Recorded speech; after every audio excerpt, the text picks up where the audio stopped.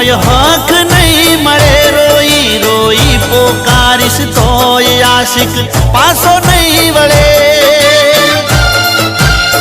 તે તો મારા વનવી ઘેર્યા રે મારા જીવતર બગાડ્યા રે તે તો મારા વનવી ઘેર્યા રે મારા જીવતર બગાડ્યા રે લખ્યા કિસ્મત